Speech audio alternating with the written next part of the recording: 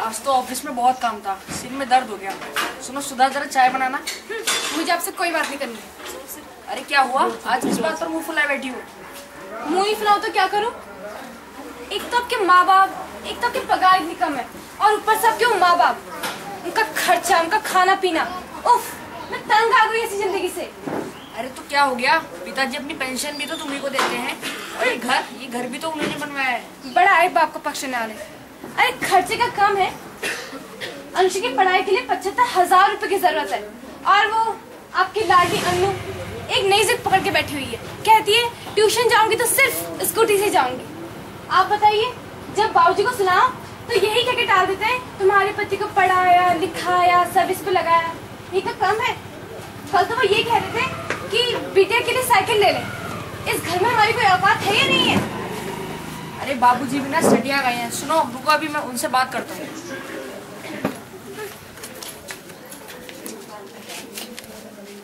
आ गए बाबूजी।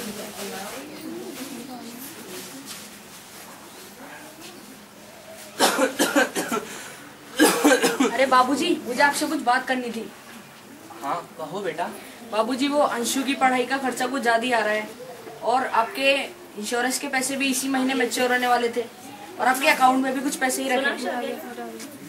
आपके अकाउंट में भी कुछ पैसे रखे हैं, तो अंशु की पढ़ाई के लिए पैसे आप दे दो तो। देखो बेटा, जब मैं नौकरी करता था तो मेरी पगार बहुत कम थी, उसमें भी मैंने तुम्हें पढ़ाया लिखाया, तुम्हारी नौकरी लगवाई, तुम्हारी शादी करी, और तुम्हारा छोटा भाई भी तो है, उसकी भी नौकरी लगानी है, उसकी भी शादी करनी है। अब मेरे पास इतना पैसा कहाँ है बेटा? बस पिताजी, मुझे आपसे इतना ही सुनना था, अब आप रहने ही दीजिए। क्यों, मिल गया पैसा? अरे पैसा तो लगता है इनके और माँ के मरने के बाद ही मिलेगा। मैं कहती ना थी, ये बुढ़ा बुढ़ी किसी काम की ही नहीं है। सर दर्द है, सर दर्द। भगवान उठा लो इनको, कसम से उठा लो। एक कमरा तो खाली होगा, और आप पैसे उड़ाते रहना, किसी काम के नहीं आप। अरे मेरी बात तो सुनो। अरे सुधा, मेरी बात तो सुनो। दूसरा दृश्य। हेलो, हाँ डार्लिंग, अरे मेरी बात तो सुनो। अरे तुम मेरी बात सुन क्यों नहीं रही हो? मैं पैसे वेस्ट करने की कोशिश कर रहा हूँ। पापा पढ़ने का पैसा देते वही बहुत है। बीटेक पढ़ा दिए तो लगता है बहुत बड़ा काम कर दिए। भाभी का नाम मत लो तुम, वो वैसी पैसे को रोती रहती है, जबकि भैया 30,000 सैलरी कमाते हैं। अच्छा ठीक है, चलो पापा, मैं तुमसे बात करता हूँ, बाय। पापा, हाँ पापा मुझे आपसे कुछ बात करनी है। कहो बेटा। पापा मुझे 50,000 रुपए चाहिए। 50,000? किस लिए बेटा? काम है। क्या काम है? अब हर बात आपको बतानी जरूरी है। देखो बेटा, मैंने तुम्हारे लिए पैसे रखे हैं, लेकिन अभी तुम्हें आगे पढ़ाई करनी है, तुम्हारी नौकरी लगानी है, और तुम्हारी शादी भी तो करनी है। अब बिना कारण बताए तो मैं तुम्हें पैसे नहीं दे पाऊंगा ना। तुम्हारी पार्टीज के नाम पर, तुम्हारी ड्रेसेस के नाम पर मैं नहीं दे पाऊंगा बेटा। अच्छा ठीक है, जब मैं मर जाऊंगा उन्हीं पैसों का हार मेरी लाश पे चढ़ा देना। ऐसा क्यों कह रहे हो बेटा? अब आप तो मरने से रहे बेटा। ए भगवान, ये क्या हो रहा है?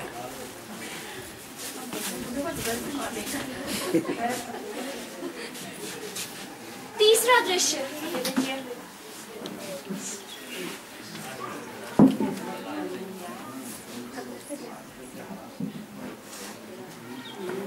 सुनिए जी, क्या ये मणिराम जी का घर है? जी हाँ, आप कौन?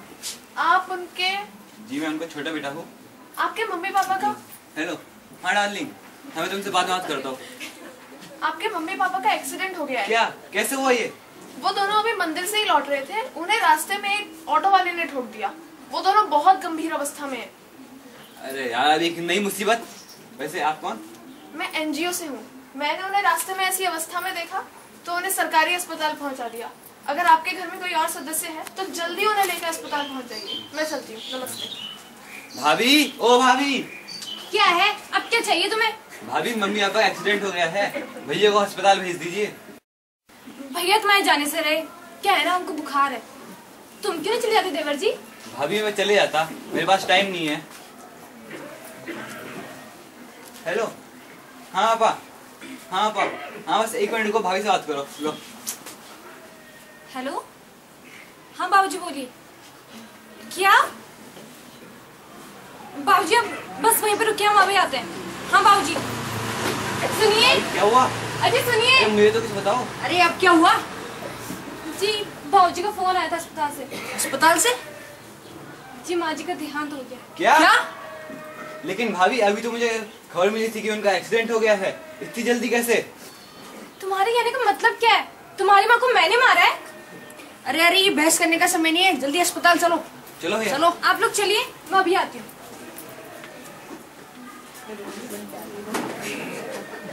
आखिरी दृश्य माँ के अंतिम संस्कार के बाद।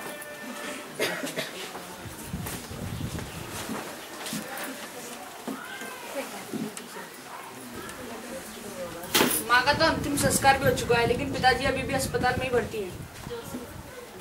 बुढ़ा मर भी नहीं रहा, बवाल बैठा बवाल।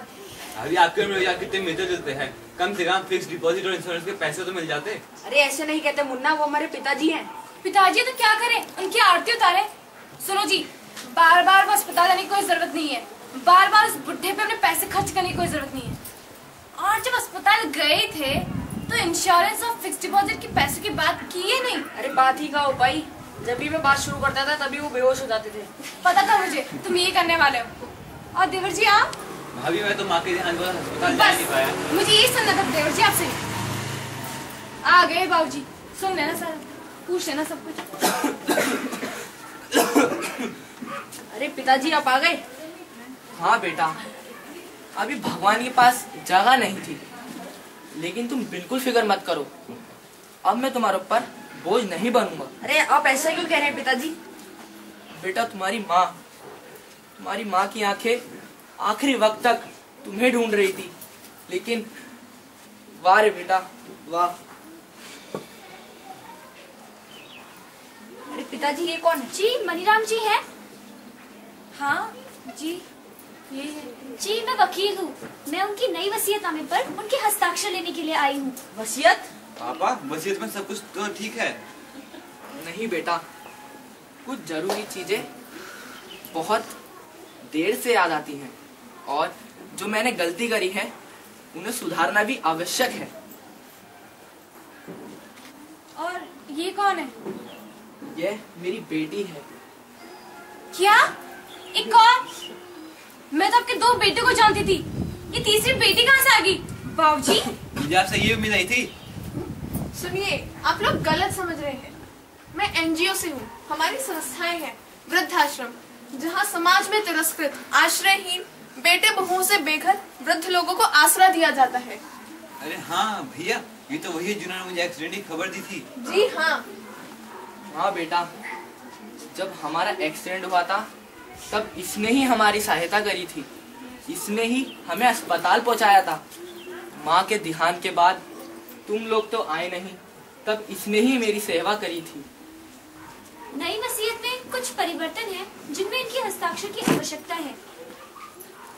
और आज से पिताजी हमारे साथ अपने नए परिवार के साथ अपने नए घर में रहेंगे, वृद्धाश्रम में।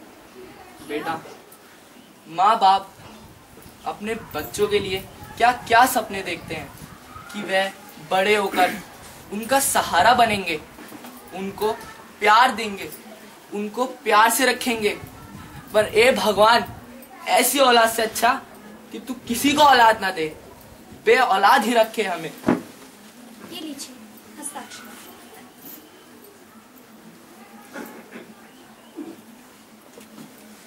आपकी कॉपी। चलिए पिताजी। अरे पिताजी, पिताजी रुकिए, सुनिए तो, मेरी बात तो सुनिए। अच्छा बेटा, पिताजी, चलता हूँ, पिताजी, सुखी रहना। पिताजी मेरी बात तो सुनिए पिताजी।